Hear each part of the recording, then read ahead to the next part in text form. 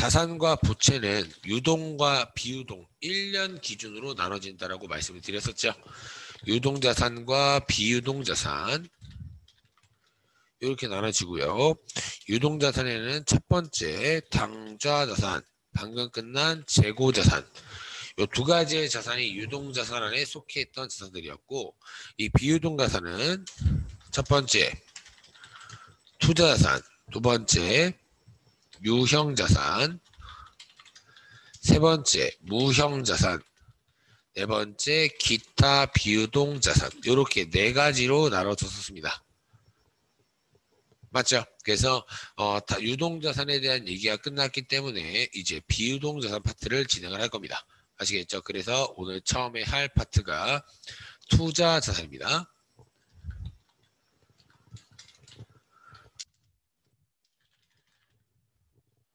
투자자산. 뭐 저희가 유동자산 파트가 조금 길었죠. 그렇죠? 좀 길게 한 것 같습니다. 여러분들과는 조금 제가 좀 천천히 해요. 투자자산, 근데 유동자산이 조금 많이 긴 편이고요. 이제 비유동자산 쪽에서는 뭐 그렇게 많이 긴 내용은 없습니다. 여러분들이 투자자산 페이지를 봐도 82페이지부터 85페이지 끝이에요. 한 장이 끝이라고요. 이런 식으로 내용이 다 짧아요. 비유동자산 쪽은. 그래서 유동자산이 조금 어렵고 길었다라고 생각하시면 됩니다. 아시겠죠? 그래서 여러분들은 이런 식으로, 이거 뭐야? 이거 뭐야? 누가 낙서했죠? 네, 우선 보면 여러분들이 유동자산 쪽을 배웠기 때문에 제 카페 있잖아요.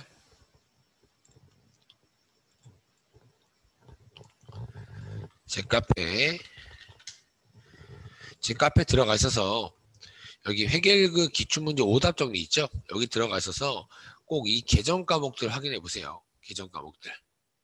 아시겠죠? 개정 과목들 조금 확인해 보세요, 여러분들. 확인해 보셔야 여러분들이 공부할 수 있습니다. 이 개정 과목의 당좌자산부터 저희가 배웠던 재고자산과 관련된 개정 과목들이 다 나와 있어요. 근데 이 개정 과목들이 여러분들이 외우라는 얘기는 아닙니다.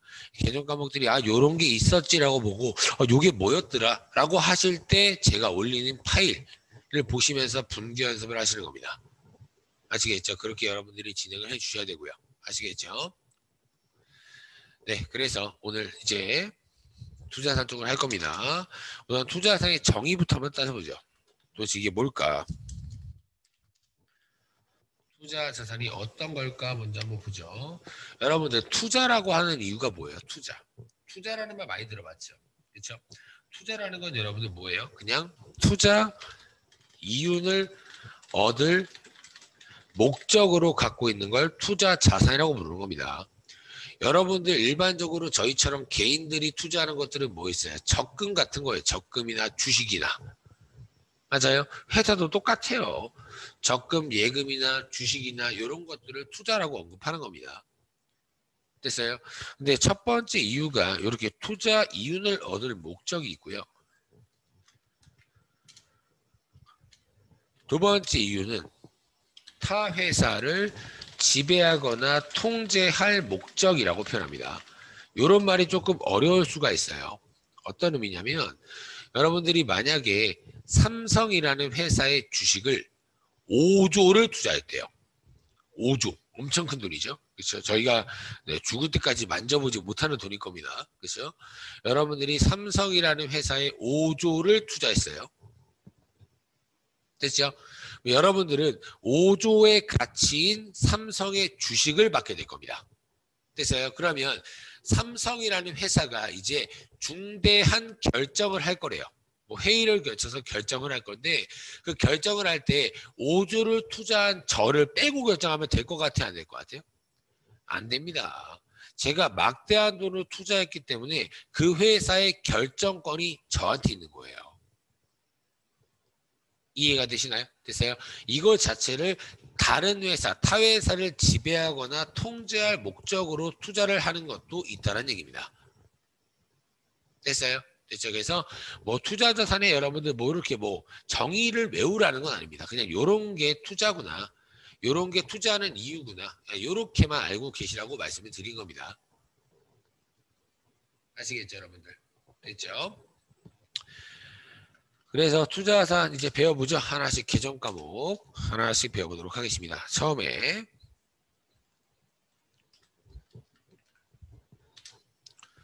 투자 자산의 종류, 계정 과목. 첫 번째, 뭐 책과는 별개로 하는 겁니다. 그래서 저는 뭐 중요한 것들을 하는 거예요. 여러분들 시험에 나올 만한 것들. 첫 번째 계정 과목 장기 대여금. 뭐 다들 아시죠? 앞쪽 저희가 유동자산에서 뭐 배웠어요? 단기 대여금 배웠잖아요. 단기 대여금. 맞아요. 1년 안에 돈 대여라는 게 여러분들 제가 뭐라 그랬어요? 돈을 빌려주는 걸 대여라고 한다고 보십니다. 맞아요. 돈을 빌려줬는데 1년 안에 회수할 거면 단기 대여금. 1년 이후에 회수할 거면 장기 대여금이라고 말씀을 드렸었죠? 됐죠? 이거 꼭 기억하셔야 됩니다. 아시겠죠? 두 번째, 뭐 할 것도 없어요. 여기 투자 쪽에 중요한 게 몇 가지밖에 없습니다. 두 번째, 투자 부동산. 요거도 저랑 들어봤던 계정 과목이에요. 옛날에 저랑 몇 페이지에서 배웠었냐면 요 계정 과목을 52페이지에서 배웠습니다. 52페이지에서 미수금 배울 때 저랑 요 계정 과목에 대해서 제가 한번 언급드린 적이 있어요. 52페이지에서. 아시겠죠? 52페이지를 뭐 다시 공부하라는 게 아닙니다. 이제 투자 부동산 하는 겁니다. 그러니까 한번 더 들어보라고요. 아시겠죠? 제가 요거 설명드리면서 부동산이라는 의미를 말씀을 드렸어요. 부동산이라는 게 뭐라 그랬어요? 부동산. 사람의 힘으로 움직일 수 없는 자산을 부동산이라고 표현한다고요. 뭐라고요? 사람의 힘으로 움직일 수 없는 자산, 그거를 부동산이라고 표현합니다. 아시겠죠? 그러면 사람의 힘으로 움직일 수 없는 것들 뭐예요? 건물과 토지라고요. 건물과 토지. 맞아요. 그래서 부동산이라는 건 건물과 토지를 의미하는 겁니다. 여러분들 사람의 힘으로 움직일 수 있는 게 뭐예요? 뭐 자동차, 뭐 에어컨, 책상, 이런 것들은 동산이라고 불러요. 동산. 됐어요? 그래서 부동산과 동산의 정의를 알고 계시면 됩니다. 아시겠죠? 근데 뭐 그런 것들의 정의를 물어보진 않아요. 그냥 알고만 계시라고요. 아시겠죠? 그러면 건물과 토지. 여러분들 건물을 만약에 우리 회사가 사왔대요. 건물을 사왔는데 우리 회사 건물을 사온 이유가 있을 거 아니에요. 그죠? 그래서 제가 이거를 두 가지 케이스를 알려드릴 거예요. 두 가지 케이스. 건물을 사왔는데 목적이 있다는 얘기입니다. 당연히 목적이 있으니까 건물을 사왔겠죠. 첫 번째가 투자 목적으로 건물을 현금 10억에 구입하였다라고 한번 가정을 해볼게요. 우선 현금 10억이 들어올까요? 나갈까요? 당연히 나가겠죠. 현금 10억 이런 식으로요. 현금이라는 자산 감소 10억. 됐어요? 됐죠? 그리고 차변에 뭐 뭔가 또 10억이 생겨야 될 거 아니에요. 그죠? 그렇죠? 현금이 10억 나갔으니까 항상 차변과 대변의 금액은 똑같아야 된다라고 말씀을 드렸습니다. 지금 건물을 사오긴 했는데 무슨 목적으로 사왔다고요? 투자 목적으로 사왔기 때문에 차변에 투자 부동산이라는 자산 증가 항목이 10억이 생겨야 되는 거예요. 되나요? 지금 매우 투자 부동산이죠. 그래서 항상 투자 부동산이라는 계정 과목을 쓸 때는 투자 목적으로라고 시작을 한다는 얘기예요. 아시겠죠? 근데 두 번째 케이스는 요걸 보여드릴게요.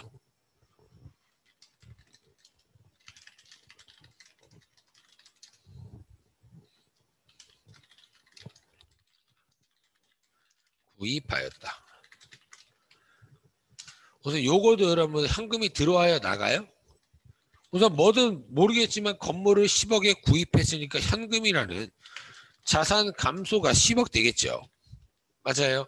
그러면 차변도 또 뭔가 10억이 써져야 될 겁니다. 맞아요. 근데 이번에 건물을 사온 목적이 뭐래요? 투자 목적인가요? 아니죠. 우리 사업에 뭔가 사용할 목적으로 샀습니다. 이러면 그냥 건물인 거예요. 이해되시나요? 그래서 이런 식으로 우리 회사가 어떤 행위를, 물건을, 이런 건물이나 이런 것들을 사온 목적에 따라서 계정 과목이 달라진다는 얘기예요. 저희가 알고 있는 건물이라는 건 똑같지만. 되셨나요? 그래서 투자 부동산은 지금 하고 있는 투자 자산에 속해 있는 개정 과목인 거고, 이 회사가 사용할 목적인 건물은 눈에 보인다라고 해서 유형 자산 안에 속해 있는 겁니다. 이해가 되셨나요? 근데 여러분들은 제가 뭐 계속 투자자산 하고 있습니다. 그리고 제가 개정 과목 하나씩 보여드리고 있죠. 근데 여러분들 투자자산에 뭐 장기대여금도 있고 투자부동산도 있고 이런 것들을 외울 필요는 없어요. 그냥 이런 분계들을 여러분들이 할 줄 아시면 된다고요. 이해가 되셨나요? 됐어요? 이 개정 과목은 어느 자산에 속해 있다. 이런 것들은 전혀 외울 필요가 없습니다. 그리고 프로그램으로 확인할 수 있는 방법이 있어요. 제가 나중에 프로그램 쓸 때 확인하는 방법을 알려드릴 거니까 여러분들은 나중에 저한테 배우시면 돼요. 아시겠죠? 세 번째, 벌써 끝이에요. 세 번째가 끝입니다. 세 번째가 굉장히 중요해요. 매도 가능 증권. 매도 가능 증권. 얘가 중요합니다. 옛날에 저한테 유가증권이라고 배웠었죠. 유가증권 배웠었죠. 그렇죠? 이것도 기억이 안 나면 파일 보세요. 나중에 여러분들이 실제 문제 풀 때는 제가 한 번 더 설명을 드릴 겁니다. 아시겠죠? 저희가 유가증권을 배웠을 때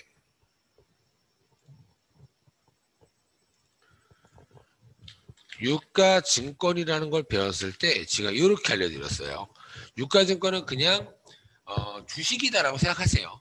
제가 앞쪽에서는 뭐 지분증권, 채무증권 이러면서 설명을 드렸을 겁니다. 그렇죠?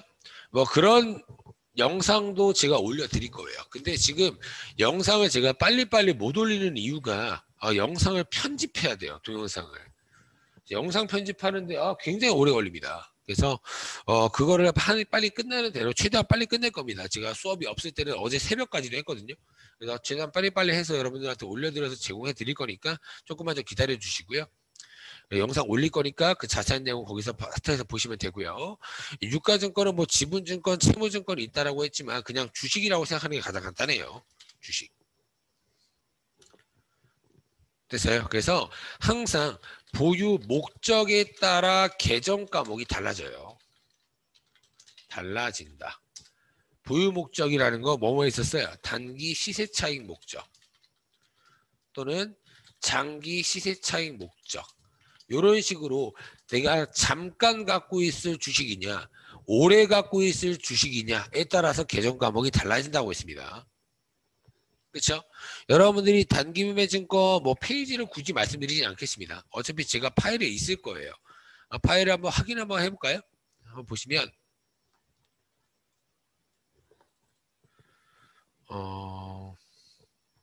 네, 여기 단기 매매 증권 있죠? 켜보면 여기 단기 매매 증권 제가 엄청 길었잖아요. 유가증권부터 해가지고 엄청 길게 했습니다. 그렇죠? 요거를 한 번 더 보시라는 얘기예요. 아시겠죠, 여러분들? 단기 증권. 단기 시세 차익 목적이면 단기 매매 증권이라는 단기 투자 자산이라고 잡고요. 그리고 장기 시세 차익 목적이면 이제부터 할 매도 가능 증권이라는 장기 투자 자산으로 잡는 겁니다. 그래서 이 개정 과목은 여러분들이 기억해야 되는 게 저희가 뭐 이런 식으로 요거도 제가 투자 목적으로 건물을 구입하면 투자 부동산입니다라고 말씀을 드렸죠. 그렇죠? 그러니까 문제 자체에서 개정 과목을 언급했나요? 아닙니다. 저희는 투자 목적인 건물이라고 했기 때문에 저희가 투자 부동산이라고 유추를 한 거지 문제 자체에서 개정 과목을 알려주지 않았다고요. 맞아요. 그래서 이쪽 매도 가능 증권 쪽에서도 이 개정 과목을 알려주지 않고요. 이런 식으로 주식을 보유하고 있다라고 문제에서 설명을 해줄 겁니다. 아시겠죠? 그렇기 때문에 여러분들은 단기 시세차익 목적으로 주식을 갖고 있을 때는 단기 매매 증권이고 장기 시세차익 목적으로 주식을 갖고 있을 때는 매도 가능 증권이라는 개정 과목을 쓰는구나 라고 여러분들이 캐치를 해야 한다는 얘기입니다. 이해가 됐나요? 됐어요? 그래서 요와 관련된 얘기가 84페이지, 85페이지 두 바닥을 통해 있습니다. 두 바닥. 84페이지, 85페이지입니다. 엄청 좀 길죠? 그렇죠. 계정 과목 하나인데 엄청 깁니다. 근데 방금 제가 파일 단기 매매 증권 보여드렸을 때도 엄청 길었잖아요. 그죠? 요거는 길 수밖에 없어요. 내용이 엄청 많습니다. 내용이 엄청 많고 길 수밖에 없다라는 것 자체가 뭐예요? 시험에 잘 나온다라는 뜻이겠죠. 됐어요. 시험에 정말 잘 나오는 계정 과목들입니다. 아시겠죠? 뭐 투자 부동산 요런 거는 나오긴 나오는데 막 정말 잘 나오는 내용은 계정 과목은 아니에요. 1년에 한두 번? 이거는 막 1년에 막 한 6번 나와요. 6번. 엄청 중요한 거겠죠. 아시겠죠, 여러분들? 됐어요. 그래서 매도 관련 증권과 관련된 회계 처리를 하나씩 저랑 뜯어보도록 하겠습니다. 아시겠죠? 그러면 이제 매도 관련 증권에 우선 첫 번째, 요거는 검은 색깔로 쓸게요. 빨간 색깔 계속 쓰니까 눈 아프네. 매도 관련 증권의 취득 원가. 취득 원가부터 매도 가능 증권 공정가치 평가, 매도 가능 증권 처분. 이렇게 세 가지의 큰 틀을 배우실 겁니다. 저랑. 그래서 요거도 그냥 이렇게 하죠.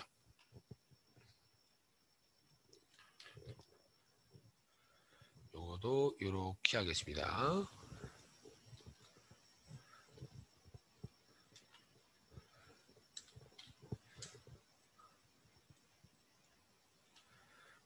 표로 하는 게 좀 깔끔하더라고요. 네, 이렇게 매도 가능 증권 취득 원가부터 시작을 하죠. 네, 하나씩 보겠습니다. 문제를 하나 제가 한번 만들어 볼게요, 여러분들. 아시겠죠? 만들어 보겠습니다. 장기 보유 목적으로 주식회사 SBS의 주식 10만 원에 취득하고 중개 수수료 10,000원을 포함하여 보통예금 계좌에서 이체하였다. 이렇게 문제를 보도록 하겠습니다. 됐어요? 항상 이 거래가 있잖아요. 이런 거래에서 금액이 두 개가 등장하죠. 이런 것들이 어려운 문제인 거예요. 금액이 하나 등장하면 차변에 하나, 대변에 하나인 건데, 그렇죠? 금액이 두 개가 등장하면 여러분들이 이제 조금 더 곤란해질 수가 있다는 얘기입니다. 아시겠죠, 여러분들? 됐어요? 근데 한번 보시죠. 우선 여러분들 뭔가 장기 보유 목적으로 주식을 취득하고 중개 수수료를 썼다는 거잖아요. 맞아요? 그렇죠? 그럼 봤을 때 결국에 돈을 썼는데 지금 돈을 뭘로 썼다라고 돼 있어요? 보통예금 계좌에서 이체하였다라고 돼 있는 거 보이시나요? 됐어요? 그럼 보통예금 통장이 증가했다는 거예요? 감소했다는 거예요? 이체해줬으니까 감소했겠죠. 그러면 항상 아무것도 몰라도 대변에 보통예금이라는 자산 감소 11만 원 이렇게 적고 시작하시라는 얘기입니다. 되셨나요? 됐어요? 요거를 제가 저번에 한번 설명을 드렸지만 요거도 한 번만 더 설명을 드릴게요. 매도 가능 증권과 단기 매매 증권 취득 원가 두 가지를 제가 같이 보여드리겠습니다. 이 취득 원가 쪽은 좀 중요하거든요. 이 문제를 똑같이 제가 써보겠습니다.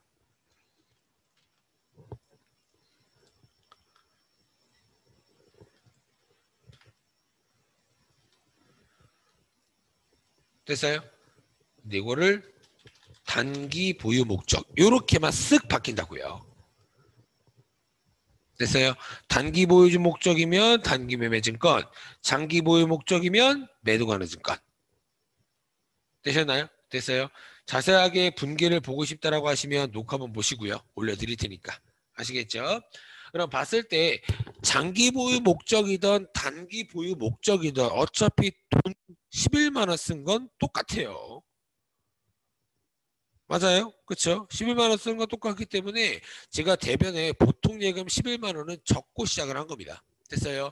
근데 제가 장기 보유 목적이면 뭐라고 했어요? 장기 보유 목적으로 주식을 사왔으면 매도 가능 증권. 단기 보유 목적으로 주식을 사왔으면 뭐라고 했어요? 단기 매매 증권. 맞아요. 그래서 요 정도는 기본적으로 기억을 좀 해주시고요. 그러면 차변에 이 차변 회계 처리가 굉장히 중요합니다. 단기 매매 증권부터 해볼게요. 그때 차변에 단기 매매 증권이라는 자산 증가가 얼마 이루어졌어요? 10만 원. 아이고.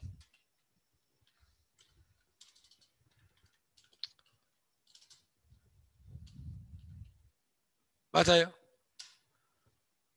맞죠, 여러분들? 그죠? 단기 매매 증권 10만 원짜리 생긴 거 맞죠? 주식을 왜요? 10만 원 샀으니까. 됐어요. 근데 주식을 뭔가 사올 때 뭐가 들었다고요? 뭔가 수수료라는 게 들었대요. 얼마요? 10,000원이 들었다고요. 맞죠? 됐어요. 그래서 요 수수료를 어떻게 처리했어요, 여러분들? 수수료는 썼다는 거예요? 벌었다는 거예요? 돈을 썼다는 거잖아요. 그러니까 보증예금을 대면으로 감소시키신 거잖아요. 맞아요. 왜 차변에 뭔가 비용이 나와야겠죠? 돈을 썼으니까. 그렇죠? 왜 차변에 뭐 나와요? 수수료 비용이 나온다는 것입니다. 수수료 비용은 영업 외 비용이라고 냈고요. 10,000원 요렇게. 뭐 기억이 나시는 분들이 있고 안 나시는 분들이 있을 겁니다. 그렇죠? 근데 뭐 대부분 제 생각에 대부분 안 날 거라고 생각이 들어요. 한번 배웠다라고 기억이 나기에는 좀 힘듭니다. 그러니까 계속 보시면 돼요. 이런 회계 처리를. 됐죠? 됐죠? 그리고 여러분들 제가 하나 더 말씀드렸던 게 뭐냐면 지금 여러분들 투자죠. 투자. 주식이라는 것 자체가. 투자하는 거는 우리 회사의 사업과 관련이 있을 것 같아요? 없을 것 같아요? 전혀 없습니다. 전혀 없어요. 왜요? 투자라는 건 여러분들 우리 사업과 별개로 따로 이윤을 얻을 목적으로 하는 것들이지 우리 사업과 관련 이시 돈을 버는 거 아니라고요. 제가 만약에 보드마카라는 걸 만들어서 파는 사업자라고 가정을 했을 때 보드마카 만들어서 파는 돈이 진짜 사업 수익이고요. 보드마카 말고 다르게 판 것들은 다 영업 외 수익인 거예요. 이해되시나요? 내 사업과 관련이 있냐 없냐라는 얘기입니다. 근데 이 투자라는 것 자체는 내가 따로 돈을 더 벌 목적으로 하는 거지 우리 사업과 관련 있는 거 아니라는 얘기입니다. 이해되시나요? 그래서 이 투자와 관련된 수익과 비용 계정 과목은 모두 다 영업의 비용, 영업의 수익이라고 말씀드렸어요. 아시겠죠, 여러분들? 꼭 기억해 주셔야 됩니다. 이거를 막 분기 하나하나당 계정 과목을 기억해 버리면 굉장히 어려워요. 그냥 투자와 관련된 거 사업과 관련이 없긴 없네. 이런 식으로 보시라는 얘기예요. 이해가 되셨나요? 됐어요? 그러면 그렇기 때문에 제가 방금 수수료 비용이라는 것도 영업의 비용이라고 한 겁니다. 우리 사업과 만약에 관련이 있다. 이 돈을 쓰긴 했는데 우리 사업과 뭔가 관련이 있게 돈을 썼다라고 하면 500번대 아니면 800번대라고 했잖아요. 공장과 관련돼서 쓰면 500번대. 공장이 아닌 다른 곳에 썼으면 800번대. 그게 다 사업 비용이라고요. 사업 비용. 근데 사업과 전혀 관련 없던 것들은 무조건 영업의 비용, 영업의 수익인 900번대 코드번호라고요. 아시겠죠, 여러분들? 됐어요. 그래서 투자와 관련된 것들은 사업과 관련이 없기 때문에 제가 영업의 비용이라고 써놓은 겁니다. 꼭 기억해 주셔야 됩니다. 정말 중요해요. 이거를 코드번호로 여러분들이 잘못 쓰잖아요. 그러면 이 분계가 맞아도 틀린 겁니다. 아시겠죠, 여러분들? 됐어요. 그래서 이렇게 분계가 된다라고 말씀을 드렸습니다. 됐죠? 이거 좀 근데 조금 살짝 지저분하네요. 그죠? 이거 조금 크면 좋을 텐데. 요거만 취득원가만 같이 할 거니까 요거만 이렇게 보세요, 여러분들. 그 다음에 매도 가는 증권이 중요하다는 얘기입니다. 매도 가는 증권. 매도 가는 증권은 여러분들 1년 안에 팔아먹을 주식인 건가요? 오래 갖고 있을 주식인 건가요? 장기 보유 목적이니까 오래 갖고 있을 목적인 주식이라고 했잖아요. 맞아요, 여러분들. 됐어요. 그러면 올해 안에 처분을 해야 안 해요? 안 한다고요. 몇 년 동안 갖고 있을 목적으로 주식을 사는 게 매도 가능 증권이라고요. 됐어요? 그래서 올해 처분할 주식이 아니기 때문에 이 매도 가능 증권이라는 자산 증가가 되겠죠. 우선 단기 매매 증권 증가하듯이 똑같이. 맞아요. 근데 이 매도 가는 증권을 취득할 때는 모든 회사가 이런 규칙을 정했어요. 야, 너 주식 얼마 샀어? 네, 저 장기 보유 목적으로 10만 원에 사왔습니다. 너 수수료, 네, 뭐야, 주식 구입할 때 수수료 얼마 들었냐? 10,000원 들었습니다. 그러면은 이 10,000원을 도대체 단기 매매 증권처럼 수수료 비용으로 잡을까? 아니면 다르게 잡을까? 이런 고민을 많이 했다는 얘기예요, 회사들이. 왜요? 1년 안에 끝나지 않으니까. 올해 끝나면 당연히 수익과 비용을 잡으면 맞지만 올해 끝나지 않는 거기 때문에 뭔가 어떻게 잡을까 고민을 많이 했다는 얘기예요. 이해되시나요? 그래서 어떠한 회사들이 규칙을 정했냐? 이 매도 가는 증권을 10만 원에 취득하면서 수수료 얼마 들었다고요? 10,000원 들었죠. 그래서 모든 회사들은 야, 그럼 그냥 매도 가는 증권은 취득할 때 드는 이런 수수료를 그냥 매도 가는 증권을 이렇게 11만 원 같이 잡아. 이렇게 규칙을 정해놨대요. 이해가 되시나요? 그래서 제가 단기 매매 증권과 매도 가는 증권을 제가 같이 써드린 이유가 이런 차이를 보여드리기 위해서 제가 같이 써드린 겁니다. 이해되시나요? 어떻게 보면 굉장히 헷갈립니다. 그렇죠? 단기 매매 증권은 취득할 때 수수료를 영업의 비용이라는 걸로 잡고 매도 가는 증권은 취득할 때 수수료를 그냥 매도 가는 증권으로 같이 잡고 좀 헷갈릴 수 있겠지만 이미 회사들이 정해놓은 규칙이기 때문에 저희는 이런 것들을 조금씩 기억해 줄 수밖에 없다는 얘기입니다. 이해가 되시나요? 이 단기 매매 증권과 매도 가는 증권에 대한 시험 문제는 굉장히 출제가 많이 되기 때문에 꼭 알고 계셔야 됩니다. 꼭. 아시겠죠? 요 두 개는 여러분들 뭐 이러신 분들이 있을 거면 요 두 개 중에는 뭐가 더 잘 나올까? 요 두 개는 비율을 따질 수가 없어요. 그냥 동대동입니다. 동대동. 아시겠죠, 여러분들? 둘 다 잘 나오니까 둘 다 기억하시라고요. 제가 맨날 그렇게 공부시켜 드릴 때 별로 중요하지 않는 것들은 외우지 마세요 막 이러잖아요. 근데 이거는 기억하세요. 이거는 잘 나오니까. 여러분들한테 최대한 제가 기억하라고 암기하라고 하는 것들은 거의 없습니다. 제가 막 무조건 외워라 이런 얘기 안 하잖아요. 그렇죠? 하지만 이런 것들은 시험 문제 잘 나오니까 기억하시라고요. 잘 나오니까. 아시겠죠, 여러분들? 꼭 기억해 주세요. 꼭. 제가 써놓을게요. 여기다가 밑에다가.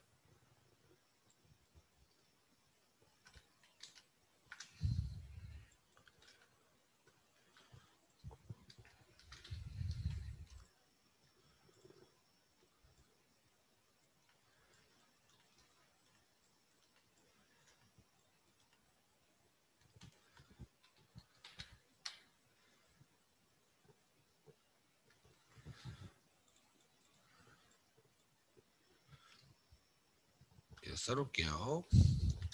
매도 가능 증권 취득 시 수수료는 매도 가능 증권이라는 자산으로 가치 취득 원가로 잡자. 그리고 단기 매매 증권은 단기 매매 증권 취득 시 수수료는 단기 비용인 수수료 비용, 영업의 비용이라고 했습니다. 영업의 비용. 몇 번째요? 영업의 비용은 몇 번째라고 했어요? 900번째 코드라고 했습니다. 수수료 비용으로 처리하자. 되셨나요? 요 두 개가 굉장히 중요한 내용입니다. 아시겠죠? 근데 막 취득하는 거 막 주구장창 나오진 않아요. 근데 그나마 저희 시험에서 잘 나오는 개정 과목이니까 좀 알고는 계시라고요. 아시겠죠, 여러분들? 됐죠? 그 다음에 매도 가능 증권 공정가치 평가 볼까요? 이거는 결산 문제입니다. 저희가 단기 매매 증권 할 때도 공정가치 평가라는 걸 했어요. 근데 신기하죠? 그죠? 분명히 했던 건데 기억이 안 나요. 근데 원래 그런 거예요, 원래. 근데 여러분들, 기억이 안 난다. 근데 원래 그런 거라니까, 뭐 누구나 그러는 거네. 그러고 냅두면 안 되는 겁니다. 분명히 저번에 했었는데 기억이 안 난다라고 하면은 솔직히 말하면 스스로 공부를 안 한 거예요. 근데 공부를 해도 기억이 안 날 수가 있습니다. 그러면 그럴 때는 그냥 오늘 한번 보라고요. 오늘. 맨날 공부하면 힘들잖아요. 그러니까 오늘 했던 건데 옛날에 했던 건데 기억이 안 나네. 그러면 오늘 한번 보시라고요. 오늘도 안 봤다. 그러면 진짜 공부를 안 하는 사람인 거예요. 아시겠죠, 여러분들? 됐죠? 꼭 보세요, 여러분들. 대충 어떤 건지를 설명을 드릴 겁니다. 어떤 건지는. 공정가치라는 건 여러분들 저희가 아는 단어로 바꾸면 시가라고 했어요. 시가. 그렇죠? 내가 갖고 있던 주식이 12월 31일이 됐을 때 가치가 얼마나 바뀌었나, 시가가 얼마로 바뀌었나 이런 것들을 한번 얼마나 바뀌었나라고 보는 게 평가라고 하는 겁니다. 평가. 되셨나요? 됐어요. 그냥 회계이기 때문에 말이 어려운 겁니다. 내가 1,000원에 샀던 주식이 12월 31일 날 그 주식이 얼마로 바뀌었을까? 이게 평가라고요, 그냥. 되셨나요? 됐어요? 평가입니다. 그럼 보시죠, 한번. 쉬워요.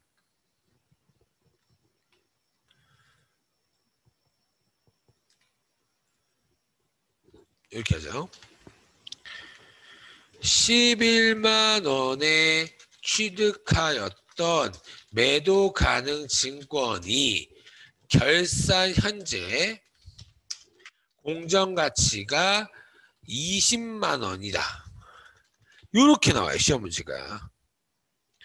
그러면 이 평가라는 말을 모르면 이게 무슨 말이야? 이렇게 나오는 게 일반적이라는 얘기예요. 왜요? 일반적으로 저희가 분괴를 할 때는 뭐 돈을 쓰거나 돈을 벌거나 막 요랬거든요. 뭘 사오거나. 그렇죠? 근데 요거는 그냥 공정가치가 20만 원이다라고 끝내버리기 때문에 이 평가라는 얘기를 모르면 굉장히 힘들어질 수가 있다는 얘기예요. 이해가 되셨나요? 됐어요? 얼마가 됐다고요? 11만 원이 얼마가 됐어요? 20만 원 됐다는 얘기죠. 제가 한번 뜯어보면. 맞아요. 그렇죠? 그럼 보죠. 얼마만큼 증가했어요? 이 매도 가능 증권이라는 주식의 가치가 9만 원 증가한 거 보이나요? 보여요? 그렇죠? 그럼 이런 평가를 왜 하냐? 왜 한다라고 했어요? 내가 처음에는 11만 원에 취득했기 때문에 우리 회사 장부에도 매도 가능 증권 11만 원 이렇게 기록이 돼 있을 겁니다. 됐어요? 이렇게 기록이 돼 있을 거지만 현재 얼마가 됐다고요? 20만 원이 됐기 때문에 20만 원짜리의 가치로 바뀐 거죠. 그러면 11만 원이라고 써 있었던 주식의 가치를 20만 원으로 장부를 바꿔줘야 되는 겁니다.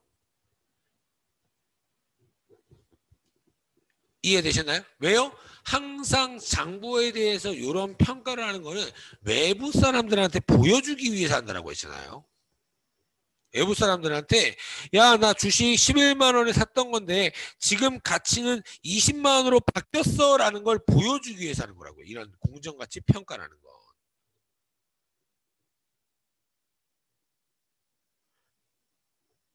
이해가 됐나요? 됐어요?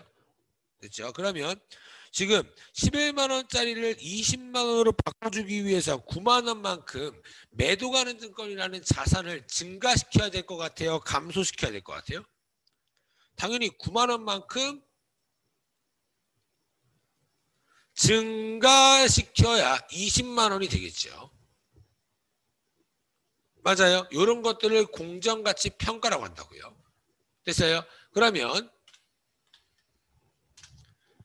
차변에 매도 가능 증권 얼마 증가시킨다고요? 9만 원을 이렇게 자산 증가를 시켜야 11만 원에다가 9만 원이 더해져서 장부에 20만 원이라고 기록이 될 겁니다. 이해가 됐나요? 됐어요.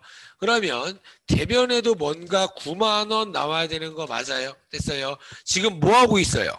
저희가 하고 있는 거 지금 매도 가능 증권이라는 걸 평가한 거 맞나요? 맞아요. 그러면 이렇게 평가할 때 평가 이익 아니면 평가 손실이라고요.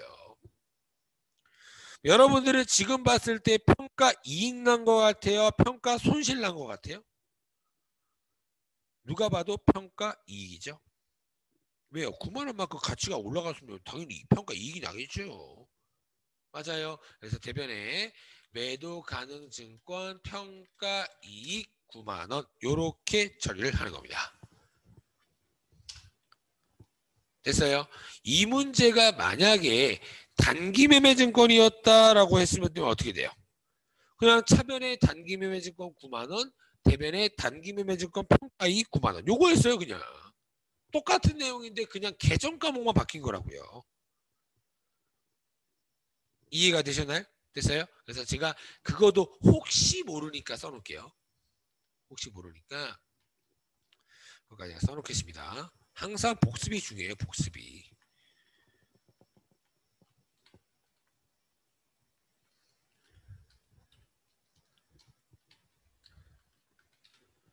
보시면 이거를 단기로 바꿀게요. 단기 매매 증권 됐어요. 이렇게 되면 차변에 증가시키는 건 똑같아요. 단기 매매 증권 자산 증가 9만 원 대변에 단기 매매 증권 평가 이익 9만 원 됐어요? 됐죠? 그러면 두 번째 이번엔 이게 첫 번째입니다. 첫 번째 이번엔 두 번째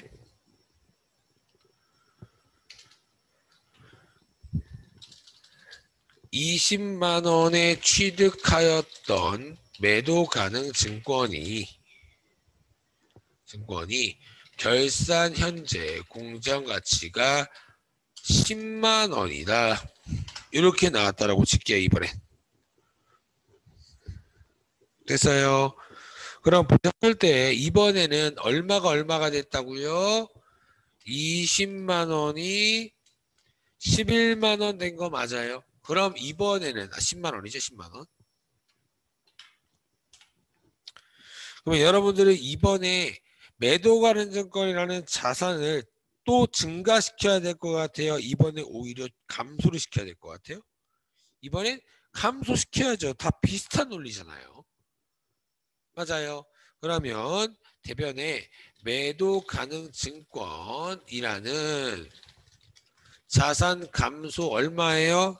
10만 원. 왜요? 22, 10만 원이 됐으니까. 됐어요. 그리고 이번에 평가 이익 날 것 같아요. 평가 손실 날 것 같아요. 이번에 가치가 줄었으니까 평가 손실이 나겠죠. 차변에 매도 가능 증권 평가 손실 얼마예요? 10만 원. 맞아요. 다 비슷한 논리죠. 그렇죠? 얘도 똑같다고요. 얘도 똑같이 한번 만들어 보면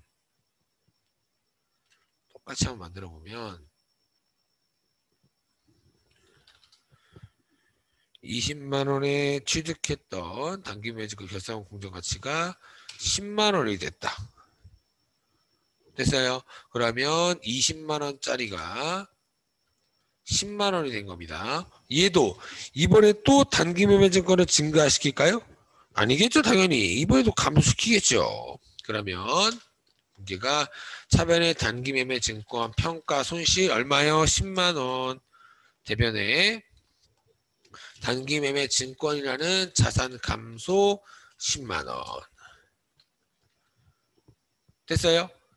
얘랑 그냥 계정 과목만 다르고 똑같고요. 얘랑 얘도 그냥 계정 과목만 다르고 분기는 똑같잖아요. 맞아요, 여러분들. 그렇죠? 근데 이제부터가 조금 중요합니다. 뭐 지금도 당연히 분계. 여러분들 시험 분계라고 했잖아요. 그죠? 여러분들 분계 시험은 그냥 지금 딱 제가 파란 색깔, 빨간 색깔 네모 갇힌 것만 알고 계시면 시험 문제는 다 맞춰요. 다. 근데 제가 이론 시험이 좀 어렵다라고 했죠. 15문제. 그죠? 그거에 대해서 조금 부가적으로 설명을 할 겁니다. 이론 대비. 아시겠지? 이론 대비로 부가적으로 좀 설명할게요, 여러분들. 됐죠? 그럼 봤을 때 여기 매도 가능 증권도 평가 이익이라는 게 있고 평가 손실이라는 게 있었고요. 그렇죠? 단기 매매 증권도 평가 이익이라는 게 있고 평가 손실이라는 게 있잖아요. 그렇죠? 그럼 봤을 때 이익이라고 되어 있는 얘랑 얘는 자산, 부채, 수익, 비용, 자본 중에서 어디 항목일 것 같아요? 뭔가 이익이라고 되어 있으니까 수익 같잖아. 수익 계정. 맞아요. 그리고 이 손실이라고 되어 있는 것들은 자산, 부채, 자본, 수익, 비용 중에 어디 항목 같아요? 뭔가 손실이니까 비용 같죠. 그렇죠? 그럼 보세요. 단기 매매 증권 평가액은 영업의 수익. 왜요? 제가 투자와 관련된 건 다 영업과 관련이 없다라고 했습니다. 계속. 얘는 영업 외 비용. 맞아요. 그래서 손익계산서에 수익과 비용은 손익계산서죠. 손익계산서에 수익과 뭐가 있어요? 비용이 있는 거 맞아요? 그렇죠? 그래서 순이익을 구하는 계산식이라고 했잖아요. 그쵸? 아까 보여드렸었죠? 그래서 수익, 평가이익 9만 원 요로 들어가고 평가 손실 10만 원 요로 들어가는 게 맞아요. 단기 매매 증권은요. 됐어요? 근데 매도 가는 증권 평가이익과 매도 가는 증권 평가 손실은 여기 안 들어갑니다. 단기 매매 증권만 들어간다고요. 아시겠죠, 여러분들? 그러면 도대체 그럼 평가 이익 매도 가는 증권 평가 이익과 평가 손실은 이 계정 과목들은 그러면 어디에 들어가요? 궁금하잖아요, 그죠? 뭐 안 궁금하시겠지만 궁금해야 됩니다, 그렇죠? 그래서 얘네들은 당연히 손익계산서에 들어가고요. 손익계산서. 얘도 당연히 손익계산서. 수익과 비용은 무조건 손익계산서예요, 그죠? 근데 얘네들은 어디에 들어가냐? 기타 포괄 손익 누계액이라는 곳에 들어갑니다. 얘도 기타 포괄 손익 누계액 이렇게 들어가요. 기타 포괄 손익 누계액은 저희가 하고 있는 게 자산, 부채, 자본, 수익, 비용이었잖아요. 맞아요. 기타 포괄 손익 누계액은 자본 항목입니다. 자본 항목. 제가 맨 처음에 시작했을 때도 자본 쪽이 여러분들한테 조금 어려우실 거다라고 말씀드렸습니다. 왜 그러냐면 자본 쪽은 여러분들이 들어보지 못했던 생소한 단어들이 많이 등장합니다. 기타 포괄손익 누계액 태어나서 들어봤어요? 안 들어봤잖아요. 이런 식으로 생소한 단어들이 좀 많이 등장하는 게 자본 쪽이에요. 아시겠죠, 여러분들? 그러면 왜 계정 과목만 다르고 똑같은 평가 이익인데 얘는 수익으로 들어가고 얘는 왜 기타 포괄손익 누계액이라는 자본 항목으로 들어가는 이유가 뭐냐면 얘는 공정가치를 딱 한 번만 평가할까요? 여러 번 하게 될까요? 매도가는 증권은 여러 번 하게 되겠죠. 왜요? 이거는 장기 시세차익 목적이니까 5년, 10년 동안 붙들고 있는 주식이라고요. 그러니까 12월 31일이 몇 번 거쳐갈 거니까 공정가치 평가를 굉장히 많이 하게 될 겁니다. 맞아요. 근데 얘는요. 단기 매매 증권은요. 공정가치를 여러 번 평가할까요? 아니죠. 딱 한 번만 하게 될 겁니다. 왜요? 1년 안에 처분할 목적이니까. 이해가 되시나요? 그래서 얘는 어차피 한 번만 공정가치 평가할 거기 때문에 그냥 수익 비용에 들어가지만 얘는요. 한 번 한다고요. 매도하는 증권은 여러 번 한다고요. 여러 번 할 거기 때문에 이거를 수익 항목으로 볼 수가 없는 겁니다. 왜요? 나중에 공정가치 평가할 때 또 떨어지면 어떻게 할 건데요? 요때 수익 잡고 요때 비용 잡고 요렇게는 너무 복잡하다는 얘기예요. 됐나요? 그래서 매도 가는 증권이라는 평가 이익과 평가 수시는 단기 수익과 비용으로 바라보지 않고요. 이제 자본에 속해 있는 기타 포괄 손익 누계액이라는 곳에 이렇게 쏙쏙 들어가 있어요. 쏙쏙 들어가 있는 이유가 뭐라고요? 다음 내년에 12월 31일 날 공정가치 평가할 때 어떻게 될지 모르기 때문에 얘 가지고 시작하는 겁니다. 그럼 보세요. 잠깐만. 여기서 제가 한번 이어서 해볼게요. 여기서 요때가 2020년도 10월 30일이라고 할게요. 여기 이후로는 좀 내용이 어려울 거니까 여러분들이 이거 이해하시고 싶으신 분들은 이해하시고요. 이해가 안 되시는 분들은 그냥 잊어버려도 돼요. 여러분들 회계 1급 시험에서는 잘 안 나옵니다. 아시겠죠? 요때 공정가치평가를 이렇게 했어요. 그러면 요때 2021년도 공정가치가 15만 원이 됐대요. 15만 원이 된 겁니다. 아시겠죠? 15만 원. 그러면 요때 11만 원이었다가 20만 원 됐기 때문에 9만 원만큼 저희가 매도 가능 증권을 증가시켜 놨고 평가 이익이라는 자본도 9만 원 잡았죠. 그러면 장부, 제가 자산, 부채, 자본이 있는 장부가 뭐라 그랬어요? 재무상태표라고 했습니다. 꼭 기억하세요. 많이 얘기했습니다. 자산, 그리고 뭐요? 부채, 그리고 뭐요? 자본. 맞아요. 자산, 부채, 자본이 있는 장부가 재무상태표예요. 됐어요. 그러면 여기에 매도 가능 증권이 얼마 있다고요? 20만 원 잡혀 있을 거라고요. 왜요? 11만 원에서 9만 원 증가시켜놨으면 20만 원 잡혀 있겠죠. 됐어요. 그리고 요쪽에 재무상태표 오른쪽에 여기가 자본 항목 자리예요. 여기에 기타 포괄 손익 누계액이라는 곳에 평가이익, 매도 가능 증권 평가 이익 얼마 들어가 있다고요? 9만 원 들어가 있다고요. 9만 원. 요 9만 원이요. 됐어요? 됐죠? 근데 20만 원이었는데 이번에 공정가치가 얼마가 됐다고요? 15만 원. 얘가 15만 원이 됐대요. 이번엔 차이 나는 게 얼마예요? 5만 원이죠. 5만 원만큼 매도 가능 증권을 증가시킬 것 같아요? 감소시킬 것 같아요? 이번엔 감소시키겠죠. 당연히. 맞아요. 그러면 대변에 매도 가능 증권 5만 원 감소시키는 거 맞나요? 20짜리가 15 됐으니까. 됐어요. 그러면 원래 차별이 뭐 나와야 돼요? 매도 가능 증권 이번에 평가 손실 5만 원 나오죠. 근데 평가 손실 5만 원이 아닙니다. 항상 얘부터 없애라고 얘부터. 매도 가능 증권은 공정가치 평가를 여러 번 하기 때문에 바로 수익과 비용으로 보지 않고 여기에 담아둔다라고 생각하시면 돼요. 어떻게 될지 모르니까. 근데 평가 이익이라는 거를 9만 원 담아놨다 보니까 뭐가 됐다고 이번에 손실 5만 원 났기 때문에 차변으로 대변에 있던 평가 이익을 차변으로 평가 이익 얼마 없어요? 5만 원 이렇게 없애주시는 거라고요. 그러면 9만 원 있던 게 얼마로 바뀌어요? 4만 원 이렇게 바뀌는 겁니다. 어떻게 될지 모르기 때문에 매번 평가할 때마다 금액이 달라지기 때문에 수익과 비용으로 보지 않는다고요. 자본 항목에 잠깐 담아둬 이런 뜻이라고요. 이해가 되시나요? 됐어요? 됐죠? 그래서 요거까지 알고 계신 분들은 세무 2급 분계까지 알고 계신 거예요. 아시겠죠? 근데 여러분들 입장에서는 뭐야? 세무 2급 내용인데 이걸 왜 하고 있어? 세무 2급 내용도 회계 1급에서 안 나온다는 보장은 없다는 얘기예요. 왜요? 매도 가능 증권이 배웠잖아요.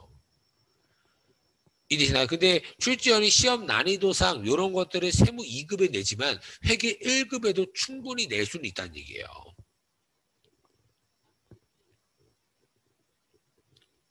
이해가 되셨나요? 됐어요? 됐죠? 그래서 요거 이해하시기 싶으신 분들은 이해하시고요. 내가 좀 어렵다라고 하시면은 방금 했던 분계들만 이해하시면 돼요. 아시겠죠, 여러분들? 그래서 공정가치가 15만 원이 됐을 때는 차변으로 매도 가능 증권 평가 이익 5만 원 없애주고요. 대변으로 매도 가능 증권 자산 감소도 5만 원. 이렇게. 참 얘는 맨날 여기가 있어. 원래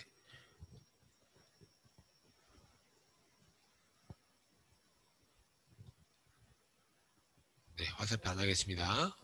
어렵네요. 됐어요. 그래서 어려우신 분들은 방금 했던 뭐 기본적인 매도 가능 증권에 대해서만 기억하시면 되고요.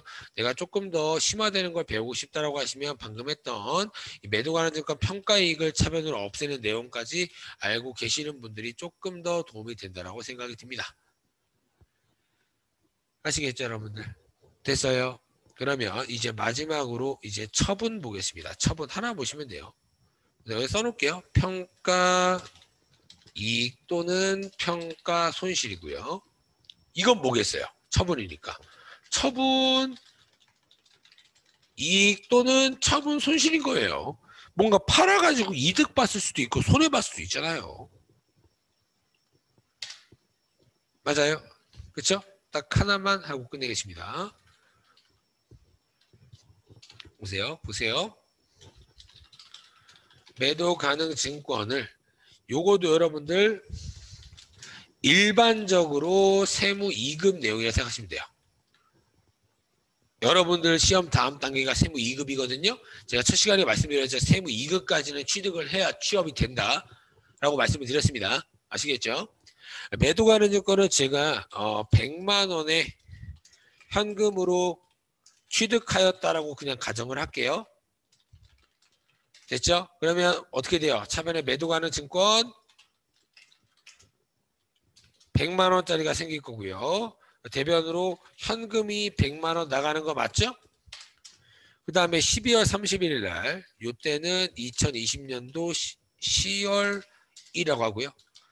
요때는 2020년도 12월 30일. 요때 뭐 한다고 했어요? 제가 공정가치 평가라는 걸 한다라고 말씀을 드렸죠? 그렇죠? 공정가치 평가를 한다라고 말씀을 드렸습니다. 그럼 이때 공정가치가 얼마가 되는지는 알려줘야 될 거 아니에요. 그죠? 공정가치가 얼마가 됐냐? 200이 됐다라고 칠게요. 200. 됐어요? 그러면 100만 원짜리가 얼마가 된 거예요? 200만 원 된 거 맞아요? 그렇죠?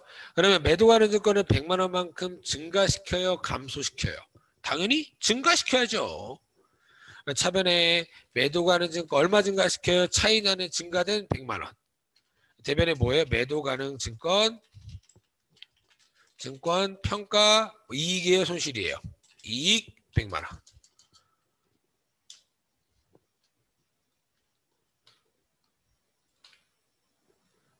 됐나요?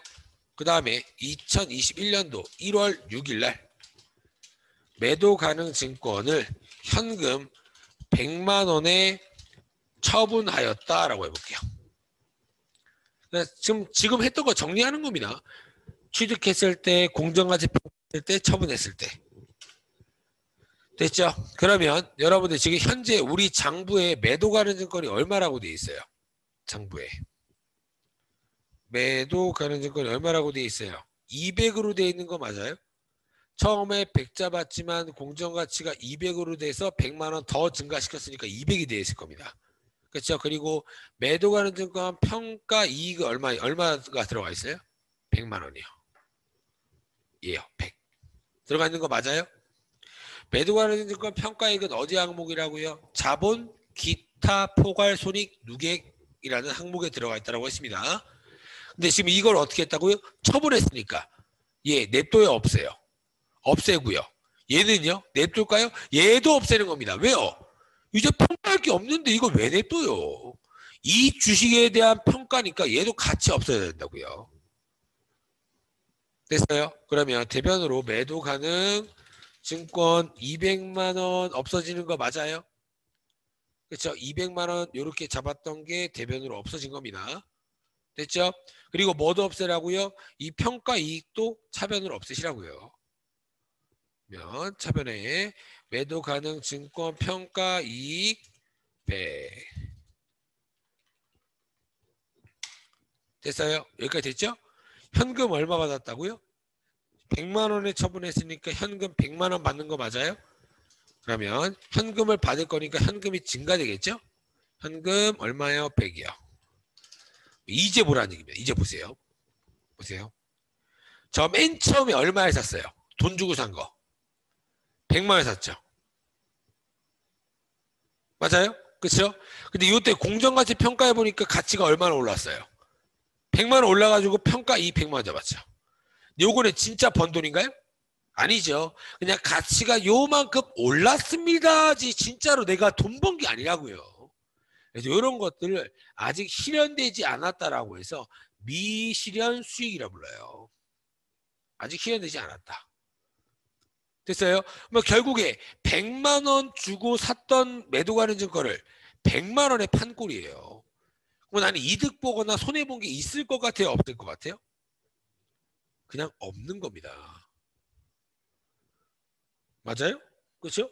100 주고 샀던 걸 아무리 12월 31일 날 가치가 잠깐 올랐다라고 해도 결국에 판 돈은 100이잖아요.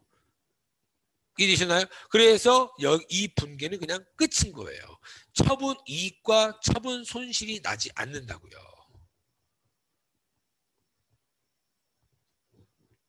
이해가 되셨나요? 근데 만약 이거를 150에 팔았다. 그러면 어떻게 돼요? 현금 받은 거 150, 그리고 대변에 수익이니까 처분 이익. 요거도 영업의 수익인 겁니다. 항상. 수익 얼마예요? 50만 원. 왜요? 100 주고 샀다가 결국에 150 받은 거니까 50만 원은 이득 받겠죠, 실제로. 이해가 되시나요? 그래서 요런 분계는 여러분들 시험까지는 안 나올 겁니다. 요런 처분하는 분계는 굉장히 어려운 분계예요. 뭐 이해가 되신 분들은 굉장히 이해를 잘 하고 계신 겁니다. 근데 이 분계 자체가 굉장히 어렵습니다. 왜? 차변 2개, 대변 2개 나왔다는 거 자체가 어려운 거예요. 아시겠죠, 여러분들? 됐죠? 그래서 조금 요 내용은 어려우시겠지만, 요 내용까지 여러분들, 요 내용까지 밑에 것까지 공부를 하신 분들은 굉장히 나중에 도움이 될 겁니다. 아시겠죠? 결국에 회계일금만 배우는 뭐 못하잖아요, 취업을. 그러니까 요 내용도 알고 있으시면 나중에 충분히 도움이 되실 거니까 여러분들이 꼭 알고 계셨으면 좋겠습니다. 아시겠죠? 네, 오늘 투자산 이렇게 마무리했고요. 내일 이제 다음 시간에 이제 유형자산, 아까 제가 비유동 같은 4가지 항목 말씀드렸죠? 다음 시간에는 유형자산 파트를 진행해 보도록 하겠습니다. 네, 수업 들으셔서 고생 많으셨습니다, 여러분들.